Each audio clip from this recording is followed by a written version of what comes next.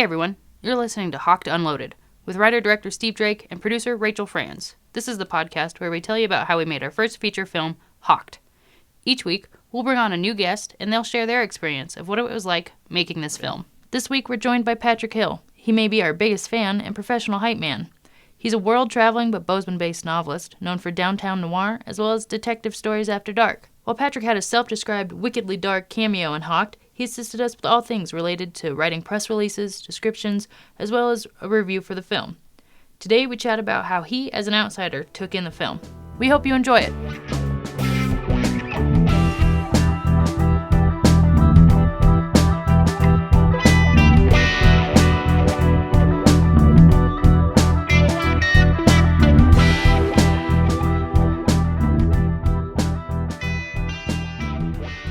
Who the heck are you? Who the heck am I?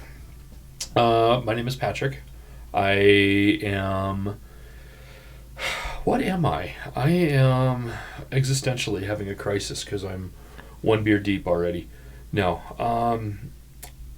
I am fortunate enough to be brought in by these two phenomenal people. I am looking at the director. I am looking at the producer. I am the guy who is hopefully going to help bring the movie into an even larger audience than it already is. How far back do you want me to go on this? I think just tying in about how this project, from the very beginning I knew this project was going to be almost instantly near and dear to your heart. And tell us why. Okay. So, Steve, when you first came to me and said, I'd like a little bit of input with the little bits of script that you gave me, and said, help me with the press release and help me with just a little bit of these edits. To say that I fell head over heels in love would probably be an understatement, because I just, when you say near and dear, that's perfect. I feel like this was a project that just had so much potential, but not that, just the potential aspect, but it had so much heart, because this was something that, this was not some no-name firm that was bankrolling it. I mean, everybody that worked on this literally put blood, sweat, and tears into this movie. Everybody that has any amount of hand in it has felt the crunch of a deadline, has felt the crunch of could I have done something better, or could I have made this clearer, or whatever. And it truly became this labor of love. And so that's what initially drew me to the project, because it wasn't something that was just anonymous and just, this will be whatever it is. This was something that, when I saw the very first trailer, the very first couple of seconds, I was hooked on it. I was hooked on Hocked. Hooked on Hocked. Hooked on Hocked. Holy moly. Holy moly. It's going to be the new Leap on Phonics, or what was it? Hooked on Phonics? Hooked on Phonics. Were you hooked on Hocked? We were hooked on Hocked.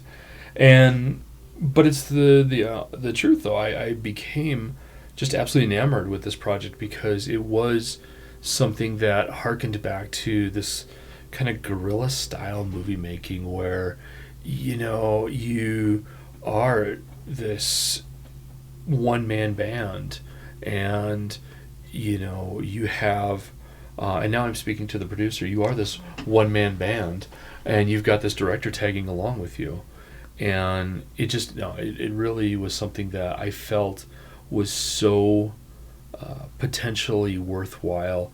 And from the minute that I saw the content, this was something that just struck me as, this is not amateur hour. This is a professional film, and it was going to be a project that was really going to, just drive home something so unique. And so to come back around, when I came on board to help a little bit with, again, some of just those writing edits and a little bit of the publicity that I could do at the time, then it just felt home. I mean, I could tell from the second we asked you to, take a look at our stuff, and I think one thing that you've really helped out is being that third party eye on this project and being able to step out and being closely tied enough, and you have this awesome base of just this like gritty, especially gritty Bozeman fictional background, which I just love. You are so easily able to pop into the world of Hocked and then take it and wrap it up in a nice little bow and help out with the press release, and then, you know, writing excellent reviews and, you know, helping with the plot summary on our IMDb page and things like that, because we are so vividly connected to this thing that I don't even know if I could step back and look at Hocked as a non-biased person, because it's like my child playing the cello on, you know, this Legit. you know, on a stage somewhere and he's out of tune. I'd be like, I don't know, I think he's beautiful. You know? But you know, and here again, this is something that initially drew me to this project, was that it's not polished in this perfect, you know, can we use name brands? I think so. Just not a sponsor. Nobody Nobody paid us for anything. Nobody, yeah, no, it's you know, they're let's just call it certain superhero movies produced by a certain firm of a rodent variety, and those are extremely polished and they look polished, and that's fine because that's what it needs to be. This was just beautifully rough for what the movie was, and it was perfect, because I think if it had been so, you know, just superfluously done, you would have lost some of that edge to the overall experience.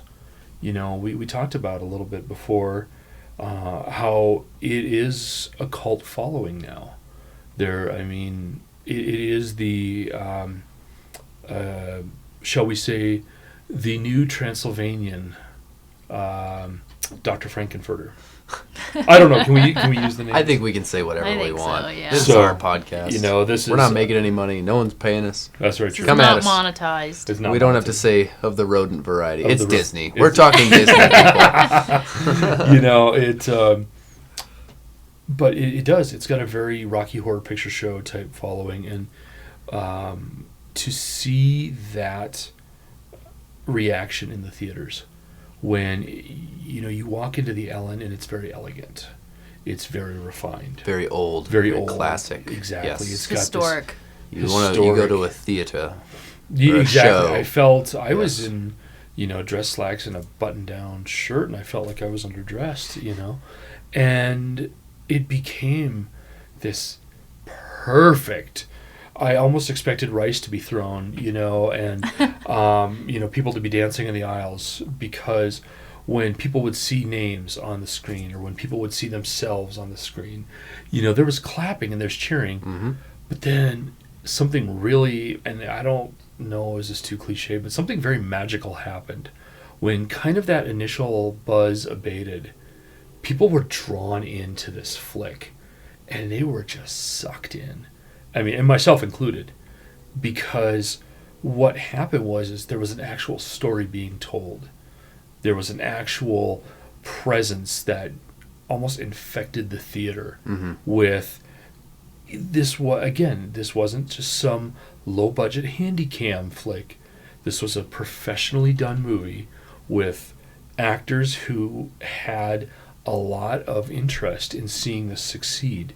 And so because of that, you saw the audience literally get drawn in to where they're leaning forward in their seats, and where they're literally looking at each other going, what's going to happen next? You know, and they're whispering and they're nudging each other like, look at this. And all of a sudden it becomes, again, just an experience. It's not just the movie. It is now an experience. And so it really is something that I think will strike a lot of just love with so many people, because again, you have locations that people know, there are actors that people know, there are scenes, and that is something that is a whole lot different than, again, just an anonymous audience going, oh cool, it's a scene on a city street. No, this is an actual place where people have been. they have set foot on this set. They may have parked their car at the parking garage for that very premiere. Exactly. That's what that's the thing. You have so much of this where there's an investment in not just the location, but they feel very connected to this particular this again experience. So I thought something that was really interesting. We're sitting at the premiere, and I knew there was going to be, some extra laughs, and there's always that. We've been making videos for a little while, and people will laugh at people they know acting, right? Whether they're being goofy or they're being serious, they'll laugh because it's my stepdad or it's my brother. They're playing this character, and it's funny because you know them as your brother, your stepdad, and now they're this person, so they'll laugh. And so many people in the theater knew someone in some way, and I was concerned going into it, especially when people started laughing, that they're just laughing because they know that person. But then the cheers would happen when someone would pop on screen. I'm like, well, that doesn't really happen in a theater. And so even if you cut that down, that they know them and then they're cheering, like that still doesn't really happen. So I was pretty excited about that. But I think what was really intriguing to me was when it wasn't funny anymore. There's plenty of scenes that just are not funny in Hocked. They are dark. They're hardcore. And when there's a couple scenes where they just cut to black afterwards and nobody in the theater was laughing. I don't know. At some points it seemed like nobody was breathing. Yeah. And that's when I was like, okay, I think we did something good there. That's just what I was going to ask you. It was just cool. That was more important to me than the laughing and the cheering, because anybody can laugh at cheer at somebody that they really know. And I think there was a lot of genuine laughter and people genuinely excited. Like you're saying, it really was a pretty wild experience. Yes, it was. I don't think the Ellen was ready for the Hocked crew. They were not. They were not ready for our type of party. So I think part of you were saying, you see your brother-in-law or your stepdad and you laugh because you know that person, you know them in real life. I think maybe that added to those moments of silence where the screen is black, you can hear the person next to you breathing, because these are people that we know and they just saw their dad or their somebody or a character that they know on a real life level go through something that they've never experienced before. They didn't know they could experience that. God, you'd hope they didn't experience that. I hope no one in our circle has done that. But, they're experiencing something that they've never even thought of. They've never even thought of their significant other or whoever it is going through that moment. And then all of a sudden, it cuts to black and you could hear a pin drop. And yes. You can feel the tension and you can just feel that, like, when your face gets hot, when you're right about to cry. That's what it felt like for me. It was sitting in the audience and just feeling the whole room get hotter because people were like, holy shit. We need to talk a lot about the magnificent Rich Ladue. Who plays Lanny Green. Who Rich plays Ladue. Because to see a guy like this who, as you both have stated, he's never acted before. He had some acting experience in college. And that was classes. Okay. Believe, from what I've heard. 20 years ago. We'll get his take on this. Sorry, but Rich. yeah, boy, he came in pretty cold on this, but he was very excited. So that's all I cared about. Very dedicated. Yeah. But that is the kind of thing that really stole the performance, because you see this character and never knowing who this guy is, never met him before until we see each other at the premiere. And I've got this very vivid, visceral idea of what this guy's going to look like in real life. And I see him, and he's not the Lanny Green that we see on the screen. At all. Nothing like him. And I remember thinking at the premiere, I'm like, oh Lord, I'm in over my head on this because these guys are far superior. Did you think he was far superior, or did you maybe start to think, maybe this isn't going to be the great B movie I thought it was going to be? No, I from the moment I saw him, I knew this was going to be something far superior.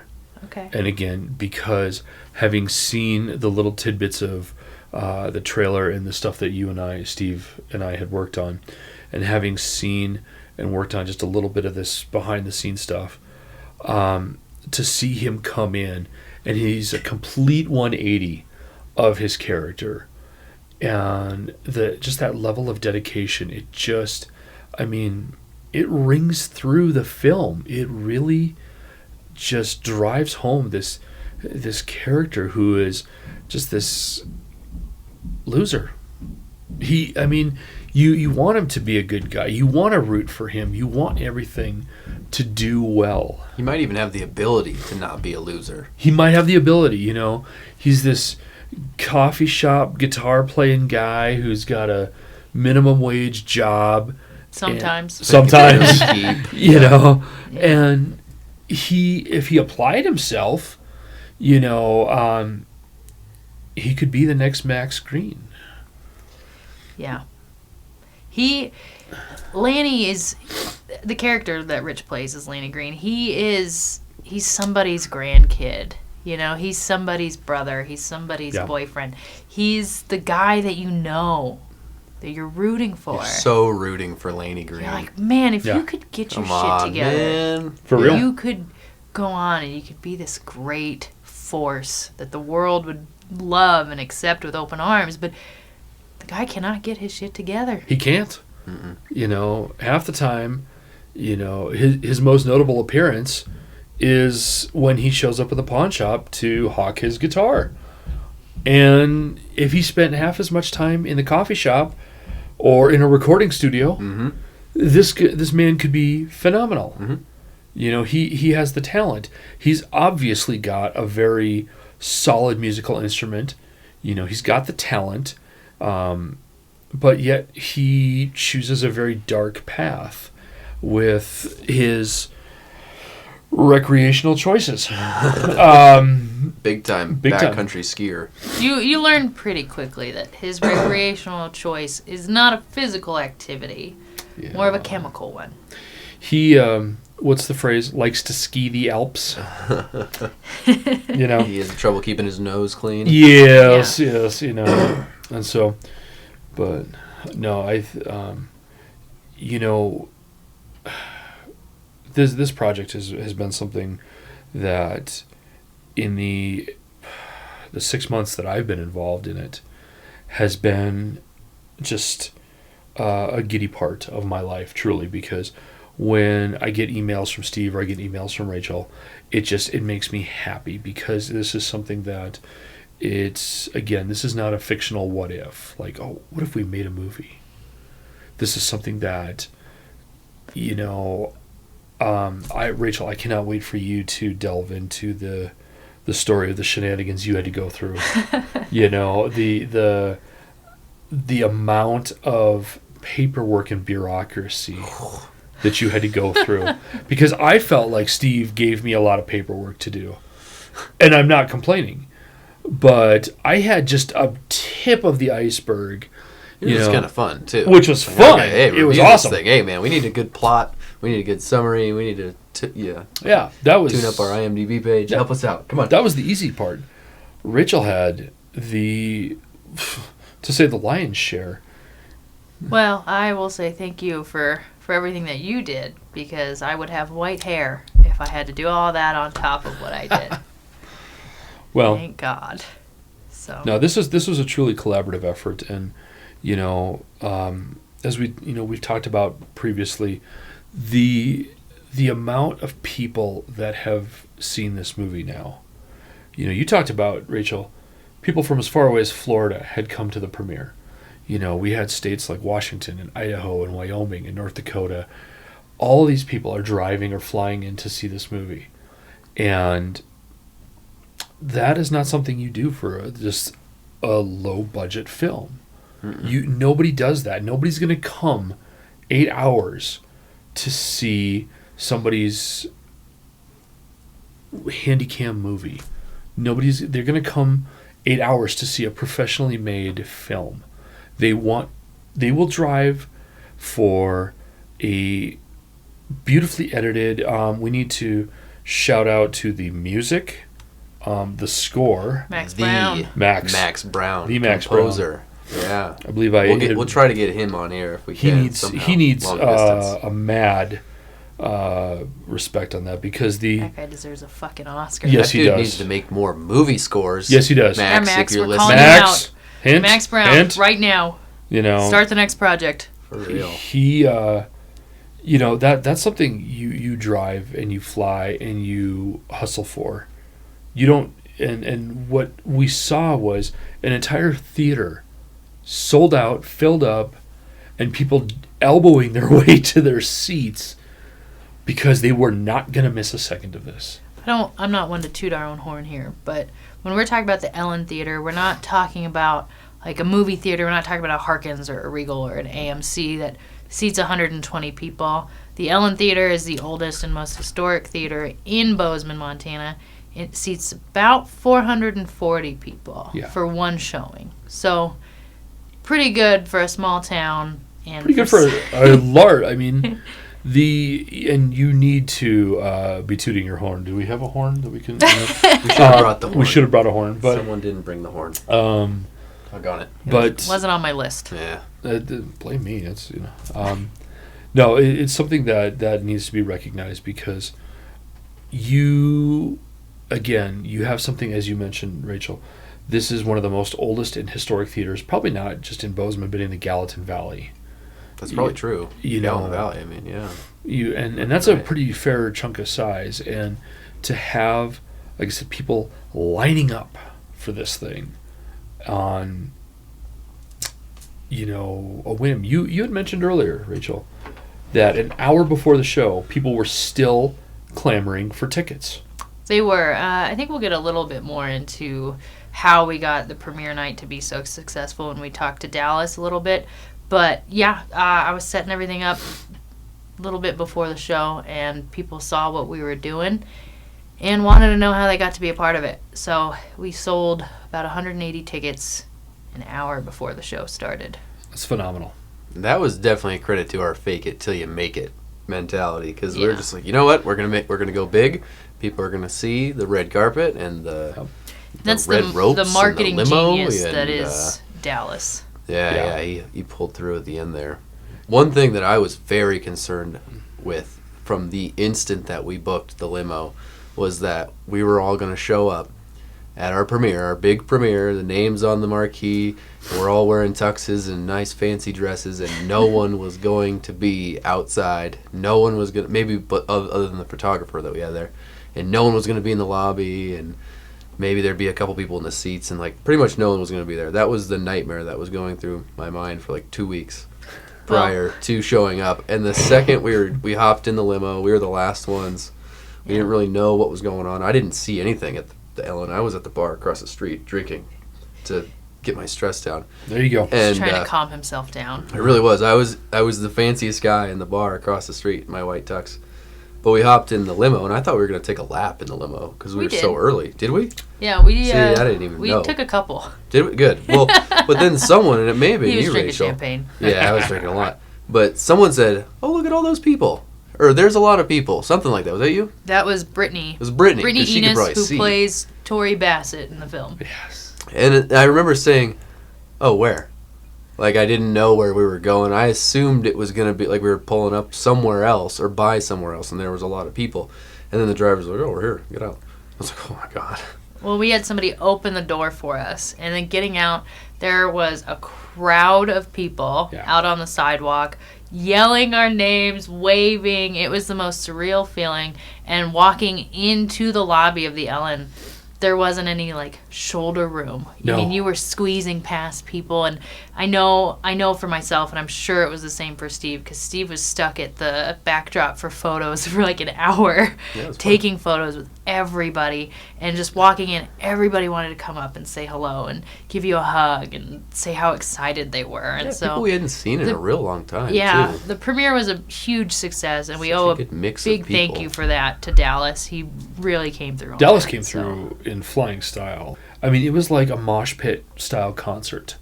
that we had to get through. Yeah, they were flicking the lights on and off to get us into the theater. They we were. Like, what's going on? There was at one point the sound guy that was running everything and was going to start the film. He came up to me because I was the only face I think he knew at that time. And he came up to me and he was like, "We're not going to start the show at 7 o'clock exactly.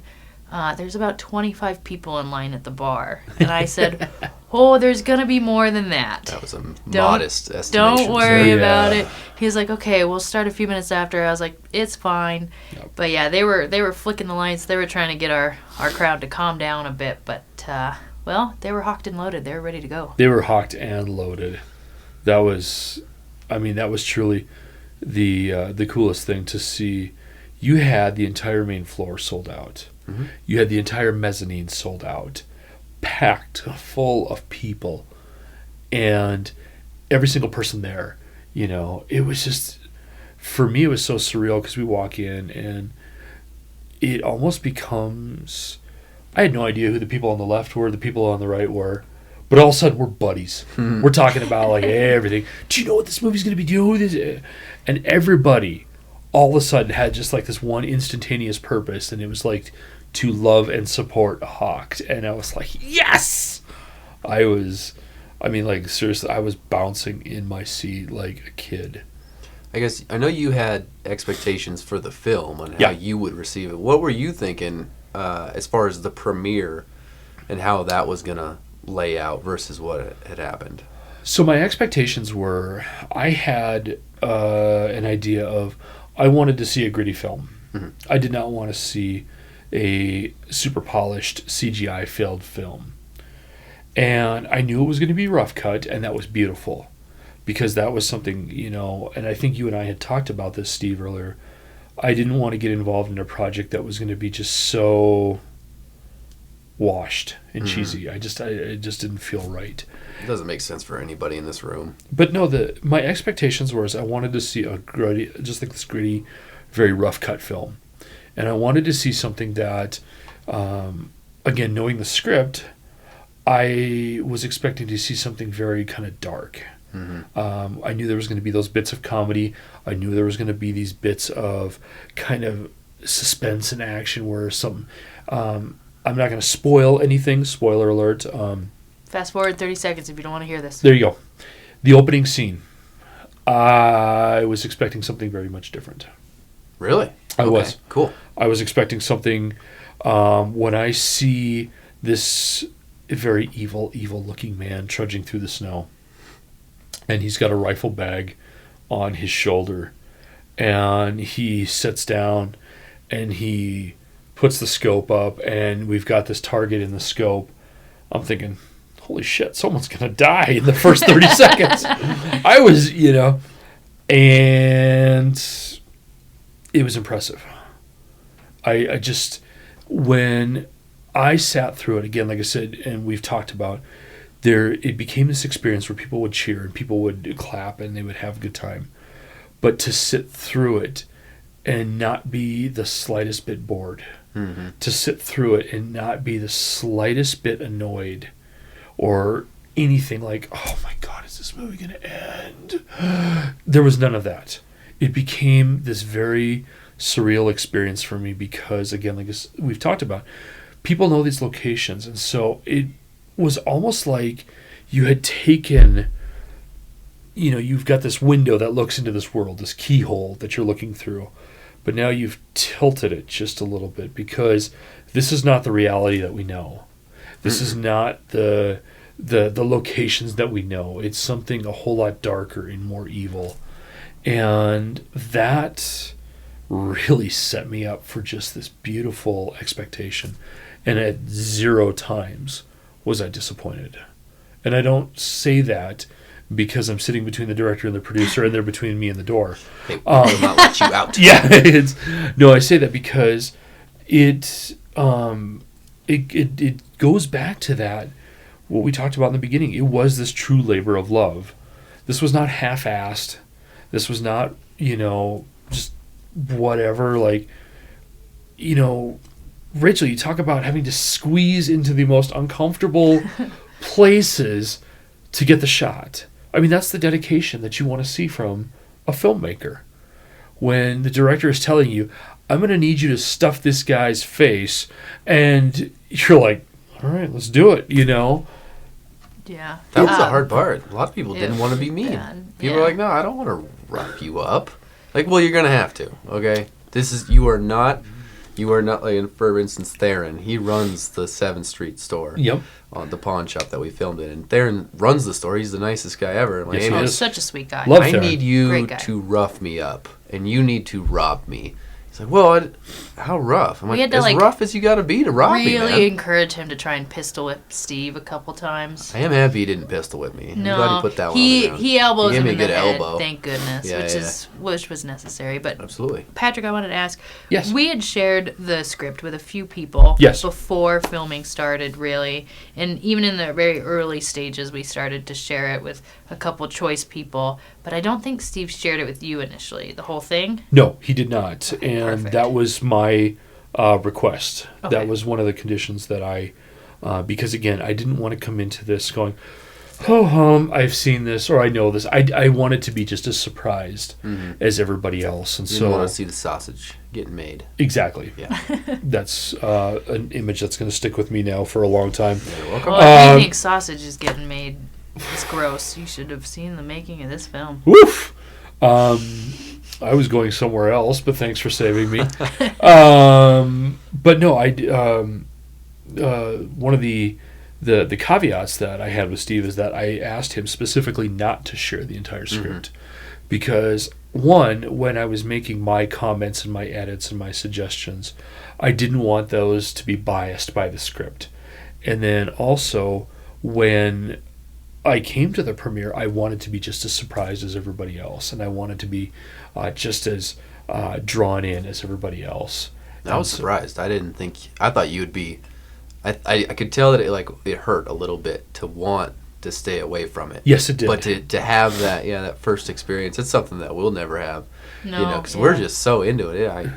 It's like staring at a word you've written over and over. And you're like, I don't even know if this is how you spell this word anymore. Absolutely. Yep. It's weird. No, that was a very hard thing, and I at sometimes felt like I might have been standoffish because I didn't want to be that guy like, oh, this will be so perfect, this will be awesome, and then not be the objective third person that you had asked me to be. Yeah. And so that was really difficult because maybe it's the beer talking, but I love you too. No. You guys are awesome.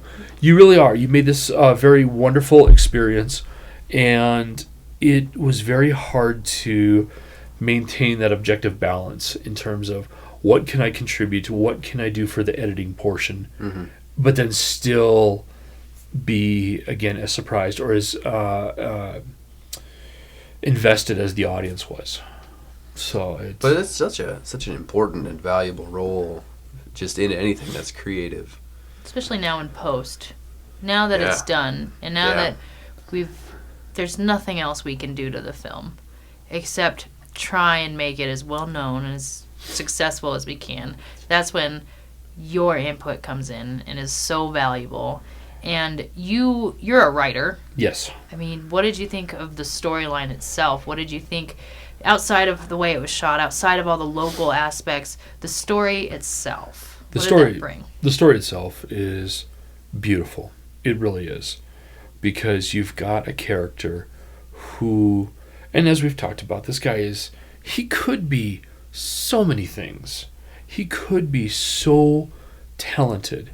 But because of certain life choices and certain chemical hobbies, he is not a good person.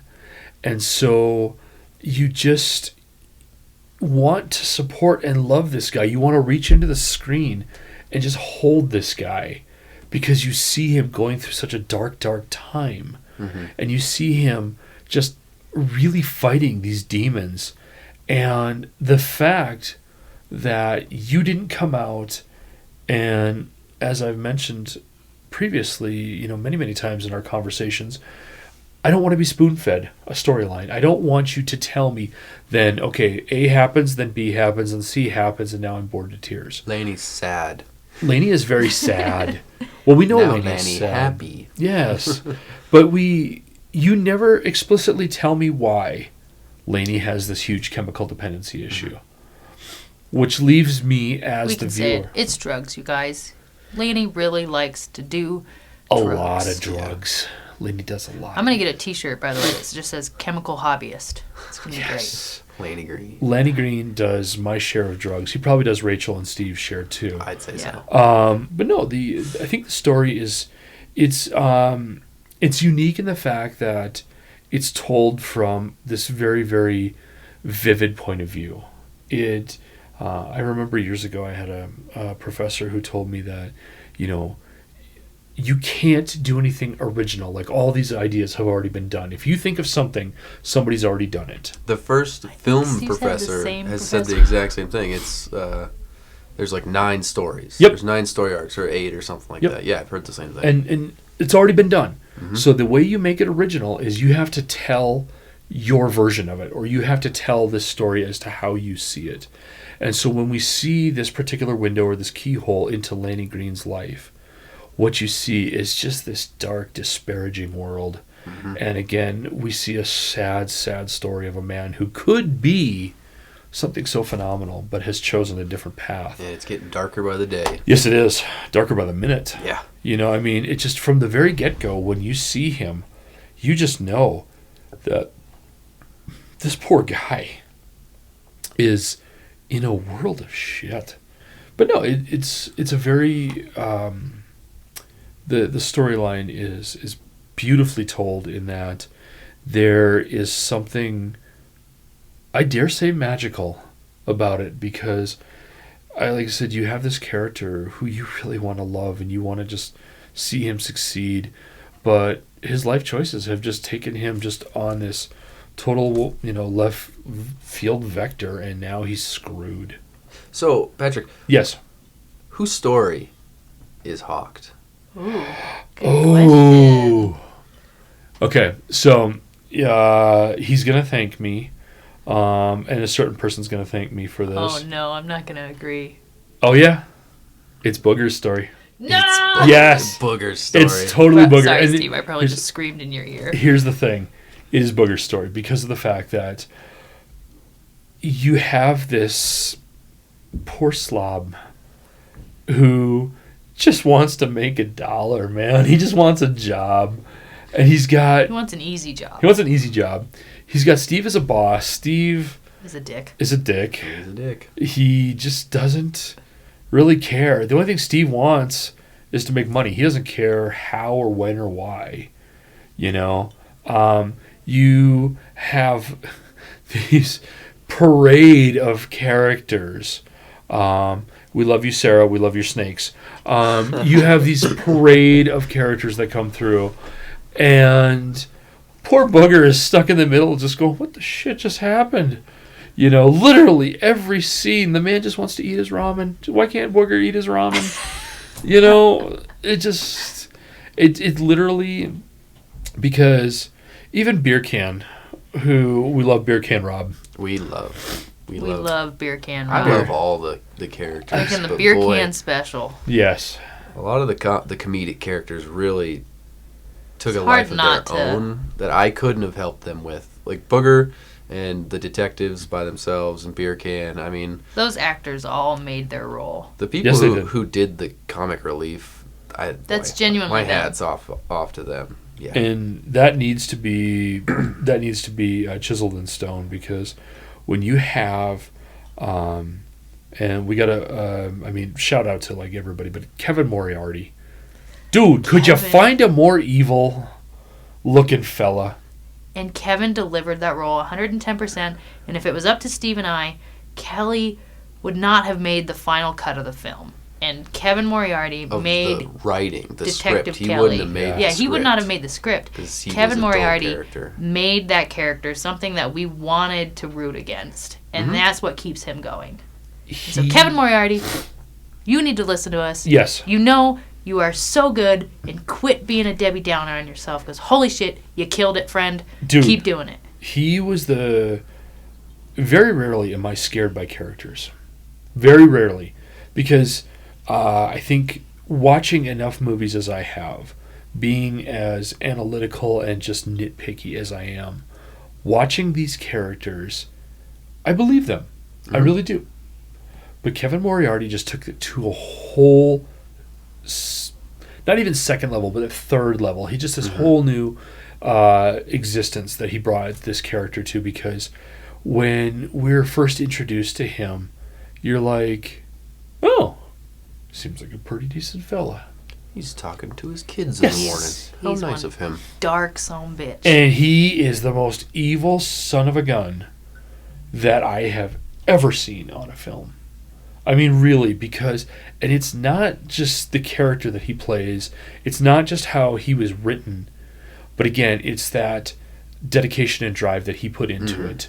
Oh, yeah. And it shows through in terms of how his character plays out through the movie, and even the way he treats his partner. Yeah. You know, I don't want to hear about no damn boats. No goddamn boats boats anymore. Yeah. That, I mean, when I saw that, again, as the viewer sitting in the theater, I almost peed myself. I seriously. See that? You hear that, Kevin? Putting that on the DVD cover. Yes. Just for the record, Kevin Moriarty is a wonderful person. He is. He's very friendly. He's the guy that everybody wants to be friends with. He's not an evil person in real life. He is not. He's just a good actor. He went up to the two guys who played Joey D and Little Phil when we were shooting He the did photo not. scene. And these guys are rappers from Butte.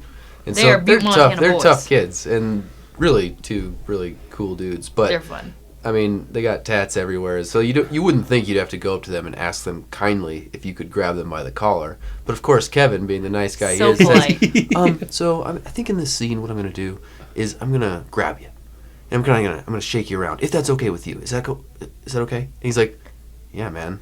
Like, you know, this kid's like, Yeah. whatever, dude. Throw me on the ground. And he's like, okay, I just wanted to make sure that was okay. Rob D would be like, hey man, give me a black eye if you need to. Yeah, like, he got punched in the you eye. know, in yeah, one scene, he's not. You know, they're definitely, they are Butte, Montana boys, and if you're from anywhere in the Northwest, you know what Butte, Montana boys means. That's not amateur hour either. No. That is hardcore. And they're so fun. So I mean, they're not like terrifying people. They're fun people, and it just, I wish I could have been there that day to see their reaction of Kevin being the most polite and like genuine, soft-spoken guy ever. And was I'm so like, nice. if it's okay with you, I'm gonna put my hands on you like this. Just do this a little bit, but you know, if you don't want me to do that, I won't do it. And he did great. He was phenomenal. I mean, and again, the cast that you put together was, if I have one regret, is that I was not able to make the casting call, because that is something that will forever go down as like a missed opportunity for me. That's okay. Oh, The I'd be two interested to people- know, Patrick, who would you have auditioned for at the casting call? Ooh. Ooh. Initially, when you both had sent out the information, I'm trying to think who I'd peg you for. the initial character that I looked at was either going to be Beer Can Rob, just because I loved the description that you gave me of him, and I'm like, Jesus, that's me on Tuesday. You know, but I also would have liked to, you know, play one of our, I'm just going to call them our villainous bad guys in the black truck. Okay. Yeah. Oh, yeah. You know, because I really... And Those they're- are goons. The goons. We commonly refer to those two as goons. That's They the were goons. And but there again, I don't know if I would have been able to do better than they did. They did so well, and this wasn't written originally. They weren't originally brothers in the movie. They just are brothers in real life. So that was one thing that we knew we immediately had going for us, was that these two guys could play the older and the younger brother and just sort of inject Curtis and Clay into them, and it really just kind of came off very nicely. Yeah. So the charisma on scene was on That's point. genuine. Yeah, that's genuine stuff. Well, Patrick, I'll tell you this. Yes. It would have been hard for anybody, and I mean even Leo DiCaprio hard, to top Dave's In the moment monologue. In the moment, off the cuff monologue that he did for his audition. I know. That, and again, knowing just a smidge of the backstory on that one. That's why I say I don't think I would have been able to do a better job. And I think to toot the horns of seriously freaking, oh boy, that sounded wrong, of everybody involved was there. I think every character was who they were supposed to be. I agree. Yeah, I'm very happy with it. Let's be honest. Who fell into? Who can play a better Beauregard Booger? I always thought that. So writing Booger and Steve, I always thought that those were the two sides of a pawnbroker that you chose to show certain people. There were the people that you liked. People. You worked at the pawn shop. I did. There's the people you were very sweet to. You'd kind of be like, okay, yeah, I'll give you an extra $5. It's all good. You're very kind to them. Yeah. And then there was the person who you're like, get the fuck out of here, man. Yeah. And that was Booger. Steve swore. Yeah, I know. I already broke it like a little bit ago. So anyway, that was the idea for Booger, the pronunciation right there is what I'm going to say, Booger. and Steve Thank Dirks, you. right? It turned into this Booger character that Josh took and ran with that became this whole other monster of a character that I so enjoy. And I think another thing that helped was that him and I are brothers, and that camaraderie and banter was very easily found throughout the process. True. So no, I think again, shout out to these characters. Just the little bit of work that I was able to do, and really kind of just shaving off some of these rough edges, pales in comparison to what these particular actors brought in. Because when you see, I'm going to say it again, Kevin Moriarty, man, we love you. I mean, we do. We really do. That you are such a beautiful and genuine human being. And to see him stand in the after party and answer questions and talk to people and take photos with people. And to see that and just this beautiful, genuine smile on his face, this dichotomy of he was such a black soul, just this evil soul in the movie. And when you see him really just at his darkest, like I said, you almost had me peeing. He dug deep. Yeah. I can just picture Kevin right now listening to this podcast. He's blushing. Blushing so hard. Yes, he is. And just being like, no, you guys, it was really all you. I had nothing to do with it. Because I'm pretty sure I said to him after the film, do you see what I was talking about? He's like, no, it was all you and Steve. You guys did everything. And I was just like, no, Kevin, no. A director can only do so much. A producer can only do so much. Exactly. especially a first-time director. I mean, And first-time producer. Yeah. No, we tried our hardest, but there's plenty of scenes where we just sort of had to let the reins go and just keep the cameras rolling. Yep. And as we got farther along in the production, there was definitely more of a clear cut. Okay, this is what's going on. This is what I need from you. This is how you're going to find that. Yeah. Where in the beginning it was, well, here are your lines, don't mess them up. You stand here, we'll do it 50 times, and on the 49th try, we'll find something new. And I'm like, oh, no, I like that a lot. Patrick, you're a writer. Yeah. If you had to have written a character for this film, tell us about that character. What would they have done, and how would you have encouraged people to make it their own? A new character? A brand new character? A new character. Oh. Who are you For putting Hocked. Hocked? Oh. What sorry soul? Who's Patrik Hill's Hocked character? Okay. Right and off who the do you bat. see cast as them? Right off the bat. And I need to first and foremost mention I do have a extremely loving and beautiful wife who puts up with a lot of my shenanigans and tolerates me. One shenanigan. You get one, Patrick. Steve gives me one shenanigan. Only Rachel one gives me one shenanigan. shenanigan. My wife has given me lots of shenanigans that she puts up with. Patient woman. Yes, she is. She is a saint in more ways than I can even begin to count. We have 6 beautiful children. Now, I love all of them equally. But if I was going to write a character into this, and I'm going to have to duck and run because it was going to be my oldest daughter. Ooh, tell us about your oldest daughter. My 18-year-old daughter, she is, like, all of my children are beautifully independent. They are their own personalities. There's no you just never know what kind of personality you're going to wake up to with my children. It's like there could be days you wake up and you're just tripping over hormones all over the place. Sounds like their father. Possibly, maybe. Just kidding. Probably. And so my children all have this perfect and unique quality about them. But the one thing that my oldest daughter, who is 18, and she is fiercely, I mean, they all are independent. But my oldest daughter, her name is Hannah. She is extremely independent. And she, I mean, from the time she was 14, she would have been living on her own had we let her. And she is the one that she wore a fake nose ring for many years because we wouldn't let her get her nose pierced for real. But then we got her nose pierced for real. And then she got a tattoo when she was 18. And she's just this feisty, just, Hannah, I love you, but you take no bullshit from anyone.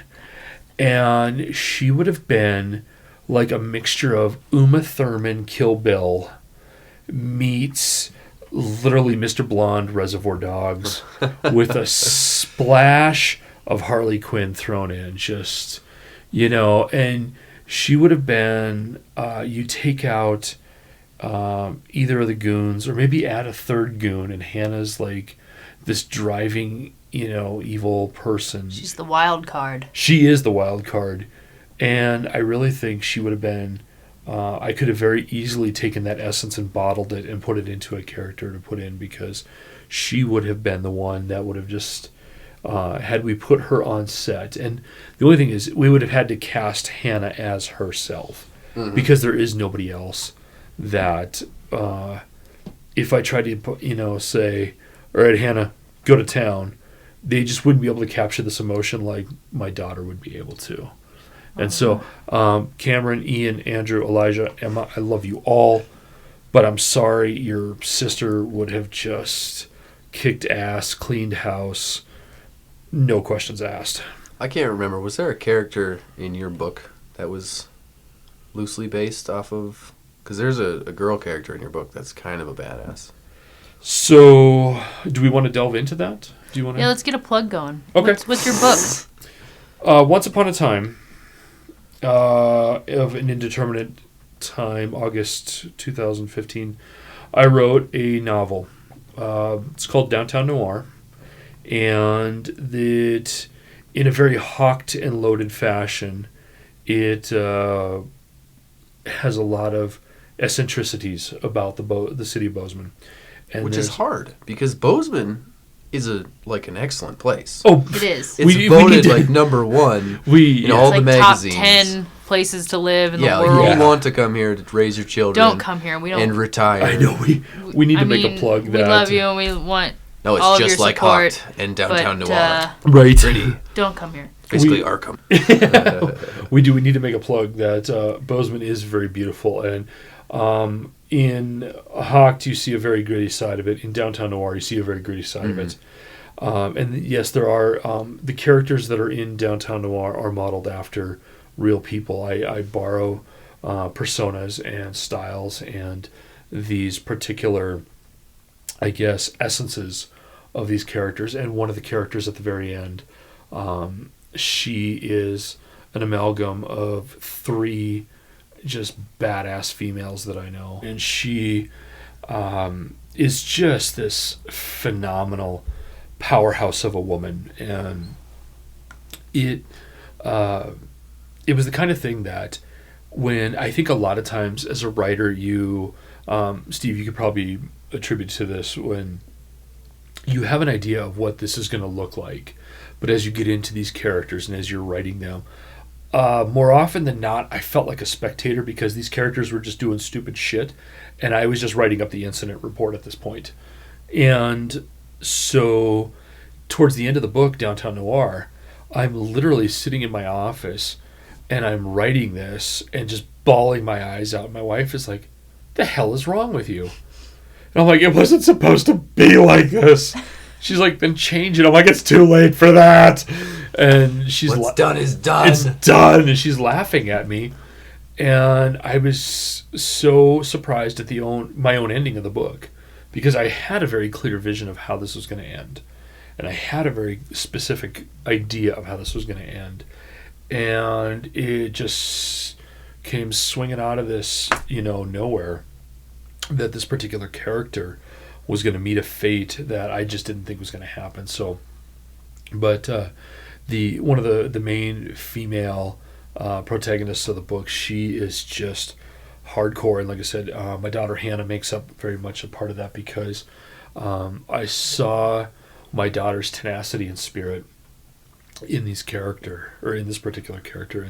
And interesting bit of trivia is that I would say actually all of my children make an appearance in some way or another in Downtown Noir. I think everybody comes through in your characters. If you're writing a book or a script, I mean, yes, in some fashion, even just the little things someone says or their little mannerisms, because you have to bring it in from somewhere. It doesn't just fall out of the sky. You're absolutely correct. When I wrote a particular character, and I was thinking, like, I need a name for this guy. And the person I based this character off of, what better name than him? And so he got, and it's funny because he's a good friend of mine. And when he read his scene in the book, he's like, "Are you freaking kidding me?" I'm like, "Sorry, man. This is what you are." And he was so angry. And then really, oh yeah, wow. And then when he found out what happened to his character, then he got even more angry. I hope nobody figures out who their characters are based on. Boy, I had a very similar concern in the movie, because so many characters. A lot of the pawn shop customers are based off of real life pawn shop customers. Oh yeah. A lot of the situations really happened as far as the pawn shop stuff goes. Some of the lines are like word for word. Yes. And some of those people, I doubt they'll ever see the movie. But especially since my family's so deeply rooted in the pawn shop, I was very concerned that, my mother, who worked at the pawn shop and was basically raised in the pawn shop, and my grandfather would take these characters in the movie that weren't really based off of them. They were just to set up this struggling pawn shop. Yeah. And I was very concerned that my grandpa was not going to understand that and take the crotchety, grenade smuggling grandfather in the movie and take that to heart.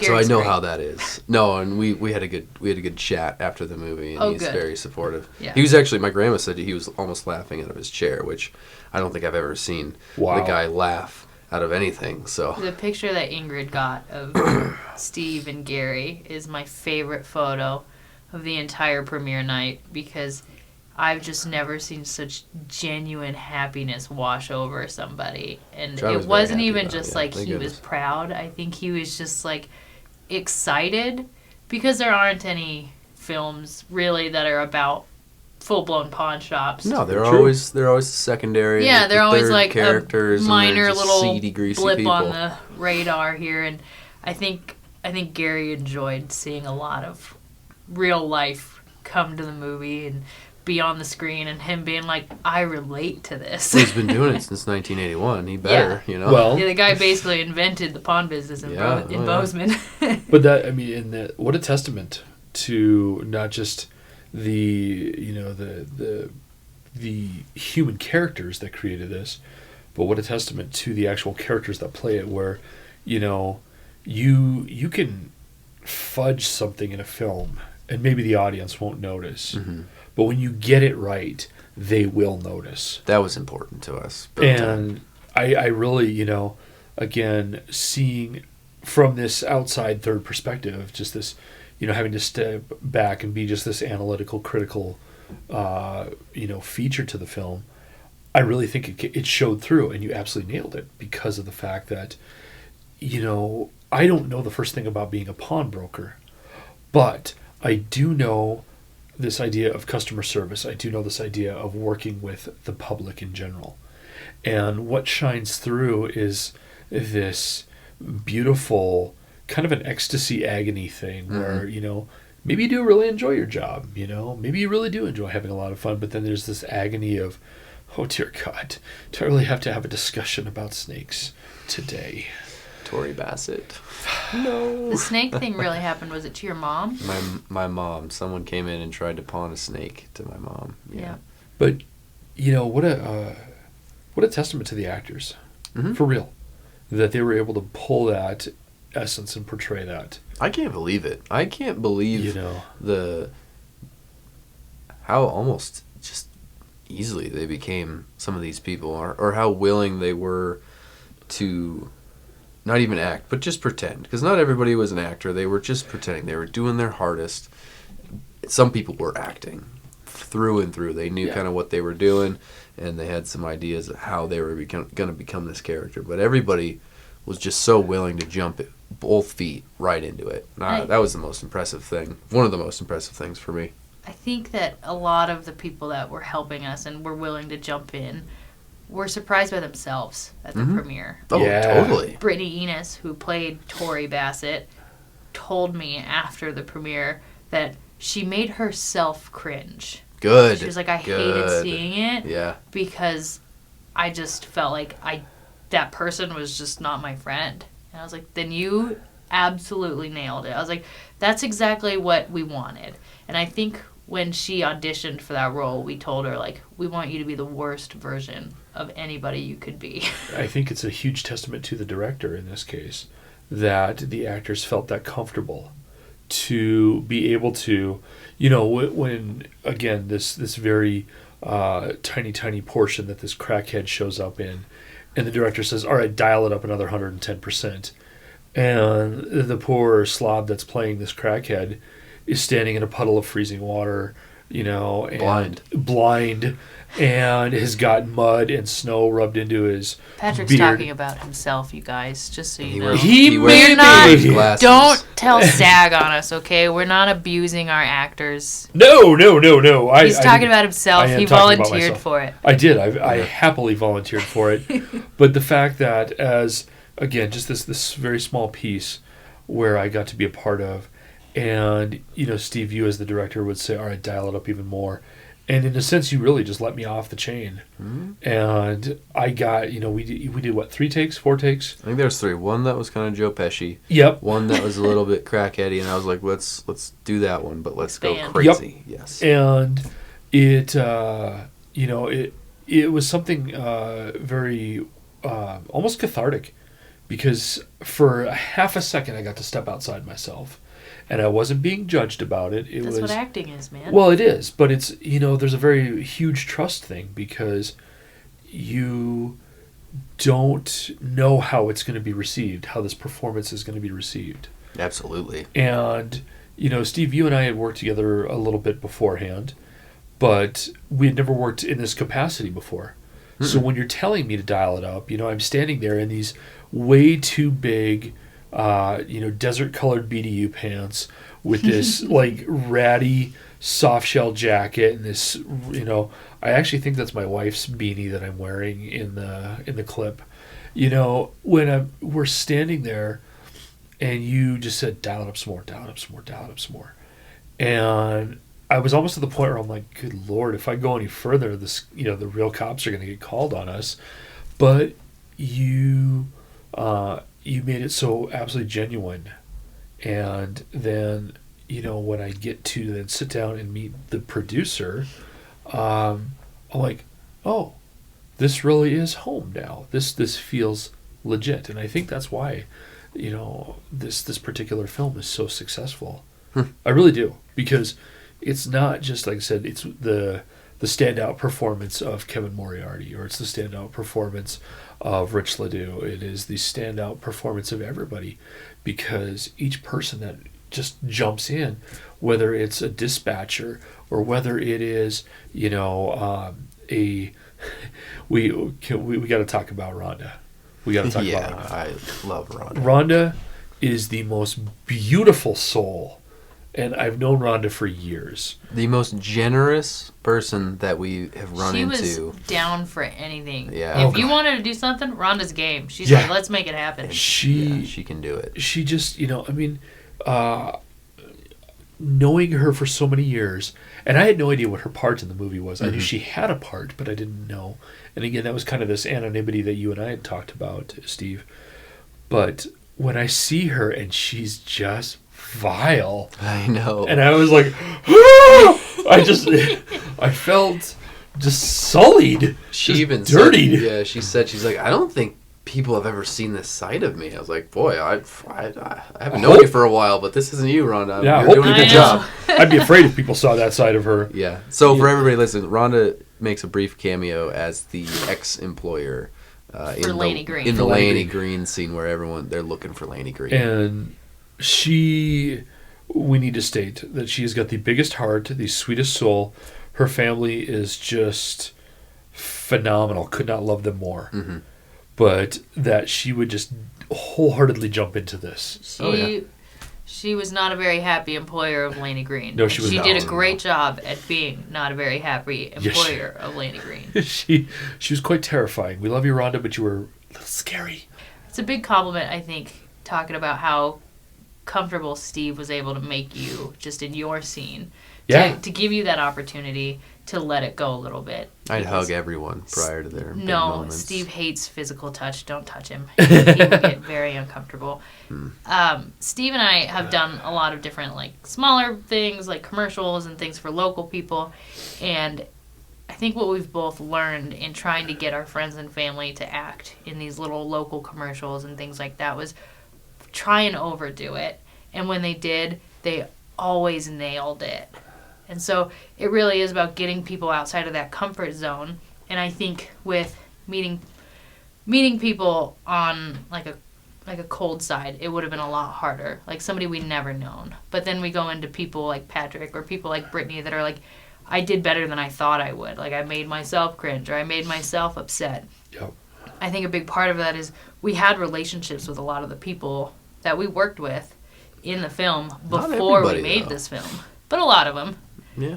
And so, and also we're likable people, I guess. Yes, you people, are. for some I will agree reason, with that. tend to keep helping us do stuff. So that is, we must not be horrible. Weird. I don't know why.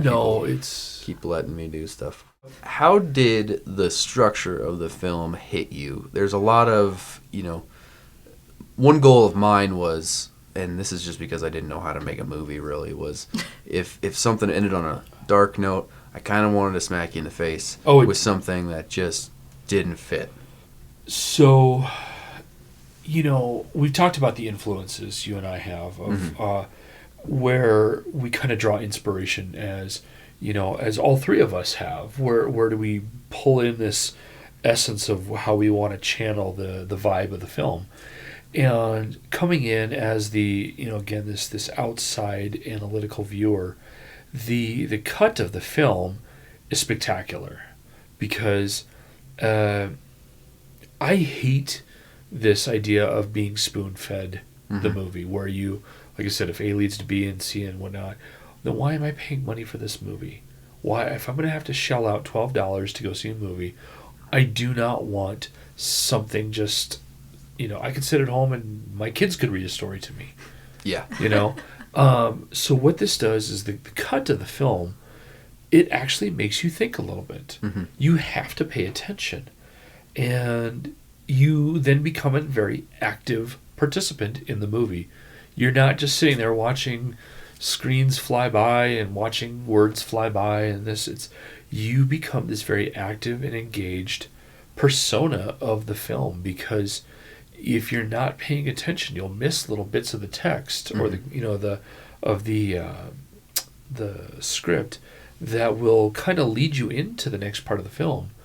And the fact that you intentionally shot it out of sequence and that it's assembled out of sequence, it gives, like I said, you kind of get this real quick glimpse of, oh crap, what's going on here?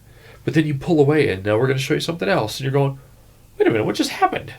You can't be a passive viewer on this film. You have to wholeheartedly engage. And again, I think that is a compliment to the viewer because it says, we trust you. You're not just some idiotic viewer who is going to watch this and just kind of, we trust you enough that you're going to pay attention. We trust you enough that you're going to want to be engaged in the film and that you're going to want to follow us on this journey and that you're going to want to be this active participant until the end of the film. if I can say something about the silly movie, fine. is that Oh my God. it does lend itself to a second viewing very, very well. Yes. 'Cause I think you'll pick up on quite a few things because you're trying to figure it out. The beginning or the first time you watch it, you're trying to figure out how these two worlds are coming together. Then you see them come together, and you're like, "Oh boy, how is this going to play out?" And then once you see that, you can kind of see how a lot of other things. There are many hints weaved in, and hopefully you like it. Way to ramble on and toot your own horn there, Steve. Yeah, geez, man. Jesus. It's not like Put we're my talking horn about the away. director or anything here. You know, Golly. God, it's Somebody shut his mic off. He No. talks too much. Some douche cast himself as the lead. Yeah, what director allows? Oh my God! All right, I will say I took one for the team there. I wore that stupid mustache for an entire year. Yeah, you did. In the beginning you liked the mustache. No. I said this is Steve's mustache. He wears a mustache and a little soul patch, and that's just because his grandpa wears such a great mustache, and he wants to be his grandpa so bad because he was the glory days, and his dad's this bald thumb-looking guy, and he doesn't want to be like him. He can't be the bald thumb guy. Sorry, he's gotta Drake. he's gotta be the mustachioed hero from the '80s. I've met your Just can't do grandfather, it. and you should see the you picture. have nothing. I'm sorry, Steve. You got nothing on Gary. Steve's No. got nothing on Grandpa, No. and No way. but If you took one for the team, by the way, it was the toilet scene. yeah. That's taking one for the team, Honestly, dude. there's- Spoiler. Yeah, It's no. fine. I just I said don't toilet. care about Toilet. spoiler alerts. I think people probably will watch this after they watch the movie. So who wins? Booger. Bobcat. Booger. Booger. Okay. Well, now I'm not going to tell you to your face that you're wrong, but I will build an argument later that you will see. And I have talked to a certain wildlife expert that provided a real life bobcat, and he also disagrees with you. Really? Yes. Really. Well, I'm not doubting the veracity of a bobcat because let's be honest, Go Bozeman Bobcats, hello. MSU Grizzlies, Go Cats. all right. Go Cats. But no, there's a certain untapped ferocity and angst and Are you just talking about Booger or the Bobcat? yes, I'm talking about Booger. Talking about Booger here. That poor fella, if he'd have been let off the chain like he was supposed to, it would have been a whole different story. Patrick, we hope you know how much we appreciate all your help and your support. It's been an honor. We love that you're giving us reviews and you're willing to come and hang out with us for hours after you worked a full day of your normal life, abandoning your 6 children for us. We really appreciate that. Tell us about your website and the book and everything that Yeah, you Well, Patrick, yeah. tell everybody where we can find you and where we can find your gritty nonsense. My gritty nonsense. You will see a very unethical review of the movie Hocked. dragging through the dirt. Oh yes, it's Bottom of the lagoon. it's going to be Swamp Monster-ish. No, you're going to see that on mobsterpoet.com, and that's mobster as in like gangster 1920s. Mobsterpoet.com. You'll see that very, very soon. I've been graciously allowed to pillage through the social media archives and a lot of the press kits for Hocked, and so we were able to create a very detailed and beautiful article for Hocked. That'll be on mobsterpoet.com. The book Downtown Noir is available at the Country Bookshelf. Shout out to those beautiful people there. And it will also be available. It is available on Amazon. We prefer you go to Country Bookshelf though first. Go see the local lovely people there. And you can also find that on Echo 8. That's ECHO as in Echo OOO 8, the number 8 group.com. So that is the websites that you can find that degenerate material on. Definitely not family friendly, either one of them at all. Well, that's it for this week. Let's talk Hocked next week on Hocked Unloaded. Next week, we talk to Josh Williams, who played the infinitely suspicious and witty Booger. Josh tells us about his background and gives us his take on what this role required of him as an actor. Keep up to date on all the Hocked things that we're doing and where we're doing them by following us on all the major socials at Hocked the Movie.